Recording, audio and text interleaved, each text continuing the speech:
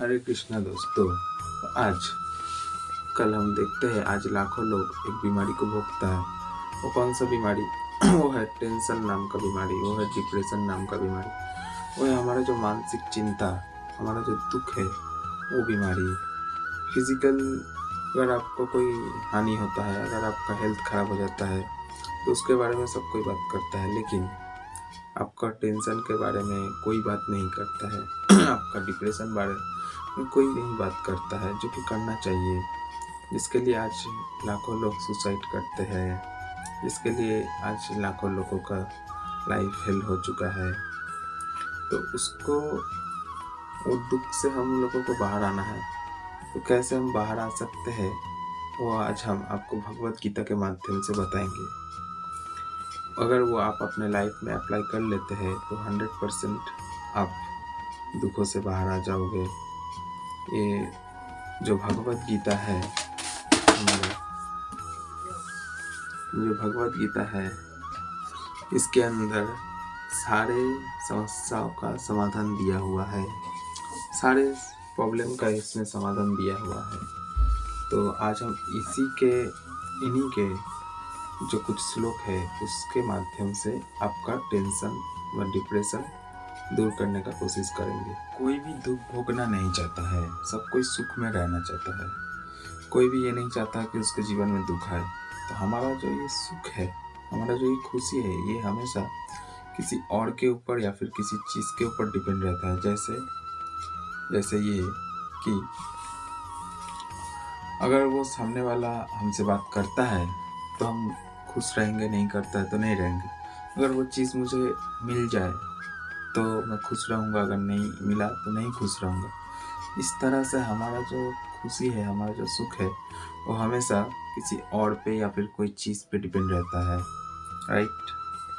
तो ये इस तरह से कोई भी व्यक्ति, कोई भी जीव सुख में नहीं रह सकता है, क्योंकि हमारा जो कामनाएं हैं, हमारा जो इच्छाएं है, हमारा जो कामना मतलब यहाँ पे इच्छाओं को बताया जाता है, वो कभी तृप्त नहीं होता, यानी कि वो कभी सेटिस्फाई नहीं होता है। आज आपको लगता है कि अगर आपको वो चीज़ मिल जाता है तो आप खुश में रहोगे, लेकिन नहीं। यहाँ पे श्री कृष्ण बताते हैं गीता के अंदर, गीता के 3 अध्याय के 39वें श्लोक में भगवान श्री कृष्ण कहते हैं, आवृतं ज्ञान में तेन ज्ञानिनो नित्य वैरिणा काम रूपेण कौन्ते दुष्पूरणान लेन च। इसका मतलब यह है कि इस तरह से जीव की शुद्ध चेतना जो है वो काम रूपी शत्रु द्वारा आच्छादित है। ये काम आक्रामक आग की तरह अतृप्त है, यानी कि जैसे हम बताएं कि ये काम जो है, ये कामनाएं जो है, ये अतृप्त यानी कि वो अनसेटिस्फाई है, वो कभी सेटिस्फाई नहीं है। हमारा जो ये काम है, यहाँ पे भगवान श्री कृष्ण काम को जीव की शत्रु बताते हैं।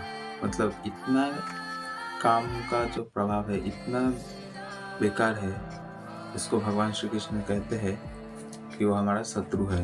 एक जीव का वो शत्रु है ये काम। जैसे कि हम आपको बोले कि अगर आपको पसंदीदा चीज़ मिल भी जाता है तो तब भी आप तृप्त नहीं होंगे, तब भी आप अनसेटिस्फाइड होंगे। क्यों? वो मिलते ही आपका दूसरा काम जागृत हो जाएगा, फिर आपको दूसरा चीज़ चाहिए। अगर वो नहीं मिलता है तो फिर आपके जीवन में दुख आ जाएगा, फिर आप खुश नहीं रह पाओगे, फिर आप टेंशन में आ जाओगे। इस तरह से वो कभी आपका जो काम है वो कभी तृप्त नहीं होता है। यहाँ पे भगवान श्री कृष्ण 3 अध्याय के 39वें श्लोक में बताते हैं साफ रूप से। तो हम कैसे खुश रह सकते हैं, इसके लिए भगवान आगे बताते हैं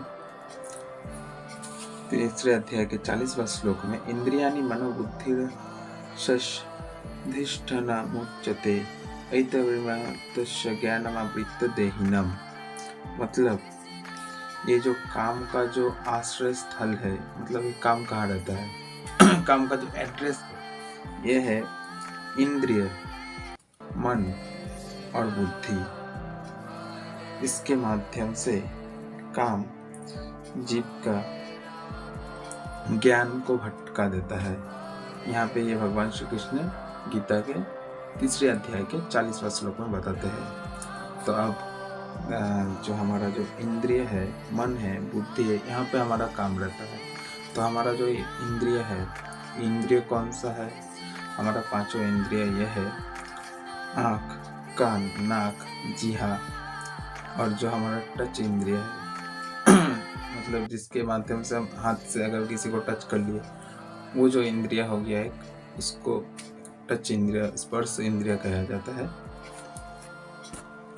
और ये इंद्रियों को जो कंट्रोल करता है वो है हमारा मन। हमारा मन ही इन इंद्रियों को कंट्रोल करता है। और कहाँ रहता है? बुद्धि में। अगर हमारा बुद्धि मन को ऑर्डर देता है तो मन फिर उसको हमारा इंद्रियों से काम कराता है। जैसे अगर मन में अगर कामना जागृत हुआ कि हमको ये गंदा चीज़ खाना है, तो हमारा मन हमारा मुंह को ऑर्डर देगा कि चलो ये खाओ, तो हमारा मुंह खाएगा। इस तरह से हम आपको एक एग्जाम्पल के माध्यम से ये समझाते हैं कि जैसे एक रथ हो गया, उस रथ में जो सारथी है और रथ का जो ड्राइवर है वो हमारा मन है। और उस रथ में जो रथ है वो हमारा बॉडी है। और उस रथ में जो व्यक्ति है, मतलब उस रथ का जो मालिक है वो आपका आत्मा है। और ये जो घोड़े है, रथ का जो घोड़े है वो हमारा इंद्रिया है।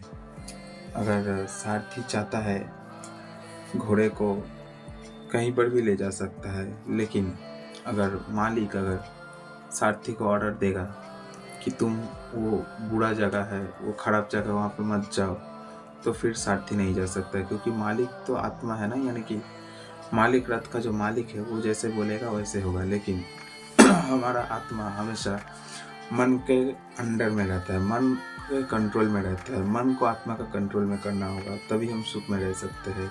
तो भगवान श्री कृष्ण आगे क्या बताते हैं? तस्मात् तमिन्द्रियाणादौ नियम भरतर्ष पापा नंग पजहि नंग ज्ञान विज्ञान नाशनम। तो कहते हैं तुम पहले अपना इंद्रियों को नियंत्रित करके ज्ञान और विज्ञान नाशक पाप का जो मेन सिंबल ये काम है उसको विनाश करो। मतलब यहाँ पे भगवान साफ तरीके से कहते हैं कि अपना इंद्रियों को, अभी जो हमने आपको बताया इंद्रिय कौन सा है, उसको कंट्रोल करके उसको खराब चीज़ की ओर मत लेके जाइए।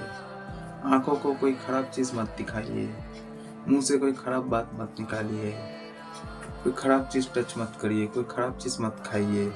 इस तरह से आप इंद्रियों को नियंत्रित करके आपका जो काम है उसको विनाश करें। फिर नेक्स्ट भगवान श्री कृष्ण कहते हैं 3 अध्याय के 42 श्लोक में, इंद्रियाणि परान्नेन्द्रियभ्यो परं मनः मनुष्यस्त परा बुद्धिर्जो बुद्धे परन्तस्तुस्स।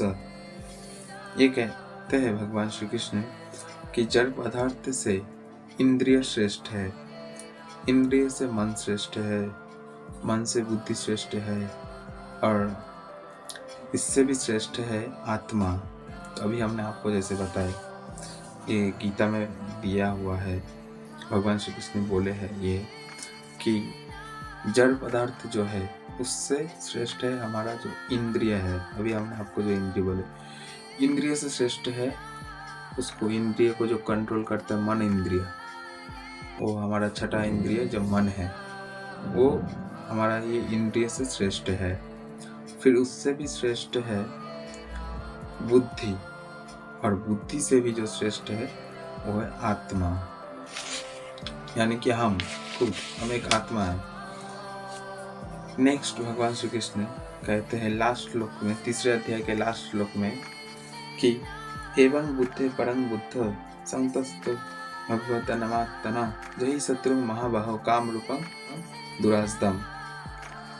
तो कहते हैं इस तरह से इंद्रिय, खुद को इंद्रिय, मन और बुद्धि के अतीत जानकर बुद्धि द्वारा मन को स्थिर करके शक्ति द्वारा कामरूप चिन्मय शक्ति द्वारा कामरूप दुर्जय शत्रु को जय लाभ करो। यानी कि यहाँ पे कहते हैं भगवान श्री कृष्ण, खुद को इंद्रिय मन और बुद्धि से ऊपर जानो। आप एक आत्मा हो, तो आपको ये सोचना चाहिए कि आपका जो मन जो आपको कंट्रोल कर रहा है, आप चाहे तो अपने मन को कंट्रोल कर सकते हैं, आप चाहे तो मन को अपने अंडर में रख सकते हैं। ये आपको जानना है। जान के बुद्धि द्वारा मन को स्थिर करो। मन बहुत चंचल है। भगवान श्री कृष्ण ये भी गीता में कहते हैं 6 अध्याय के 25वें श्लोक में कि मन बड़ा चंचल है।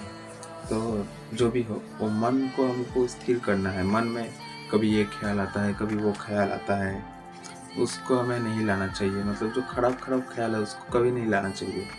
ये हमारा कंट्रोल में है। उसको स्थिर करके आप बोल रहा है जो ये काम, जो हम बोले कि काम जो एक शत्रु है, इस पे विजय लाभ करो। तो अगर हम एक काम पे विजय लाभ कर सकते हैं तो हम दुखों से बाहर आ सकते हैं। ये अगर हम कोशिश करके देखें अपने लाइफ में तो हम ज़रूर दुखों से बाहर आ जाएंगे 100%। तो यहाँ पे भगवत गीता में भगवान श्री कृष्ण पहले से ही बोल के रखे हैं। तो ये आज का टॉपिक यहाँ पे ख़त्म होता है। अगर वीडियो अच्छी लगी तो लाइक करें, कमेंट करें, शेयर करें, सब्सक्राइब करें चैनल को। और अगर आपका कोई क्वेश्चन है तो आप कमेंट सेक्शन में आके वो क्वेश्चन कर सकते हैं। मैं आपको रिप्लाई दूंगा या फिर उसके ऊपर एक अलग सा वीडियो बनाऊंगा, भगवत गीता के माध्यम से उसका समाधान आपको दूंगा, भगवान श्री कृष्ण के माध्यम से। तो आज के लिए इतना ही। हरे कृष्णा।